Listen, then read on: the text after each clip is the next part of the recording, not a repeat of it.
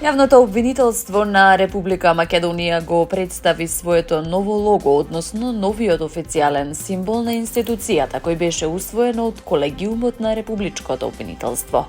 Новиот визуелен идентитет беше промовиран на конференцијата од стратегија до пракса јакнење на комуникацијата на јавното обвинителство со јавноста, организирана во соработка со проектот поддршка на Европската унија за владење на правото.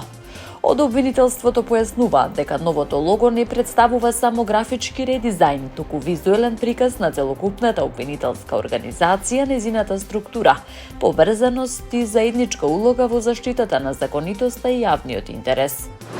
Во текот на изминатото денонокие на целата територија на државата, полициски службеници лишиле од слобода 9 возачи за безобзирно управување возило, еден под дејство на алкохол и двајца и покрај тоа што имале активна забрана, информираат од Министерството за внатрешни работи. Во Скопје 2 лица управувале возило без возачка дозвола. По едно лице во Чашка, Гевгелија, Битола и во Кичево возеле без возачка дозвола.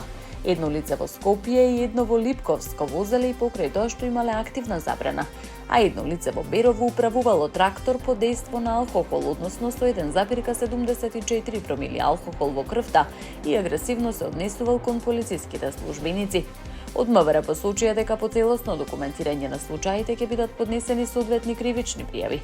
Апелираме до сите учесници во сообраќајот да ги почитуваат сообраќајните правила и прописи, да не управуваат возило без положен возачки испит или доколку имаат изречена мерка за забрана за управување или доколку се под дејство на алкохол, сите заеднички да придонесеме за побезбеден сообраќај, порачаа оттаму.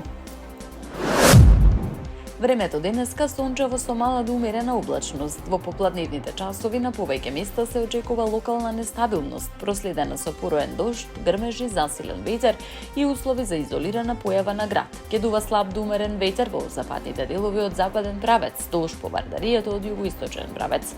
Утринската температура ќе се движи од 9 до 16 степени, додека дневната ќе достигне од 25 до 32 степени Целзиусови. Во Скопје ќе преовладува сончево време со мала до умерена облачност. Попладне во одделни делови од котлината ќе има услови за краткотрајна нестабилност со пороен дожд и грмежи.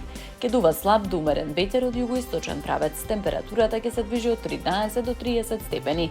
Според прогнозата во следните денови времето ќе биде променливо облачно со сончеви периоди. Во попладневните часови ќе има локален развој на нестабилна облачност проследена со пороен дожд, грмежи и засилен ветер.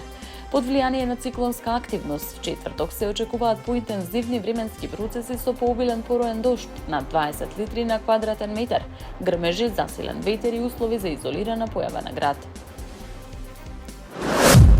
Американската војска соопшти дека започнала напади во самоодбрана врз Иран и соборила балистички ракети и беспилотни летала истрелани кон бродови и земји од заливот.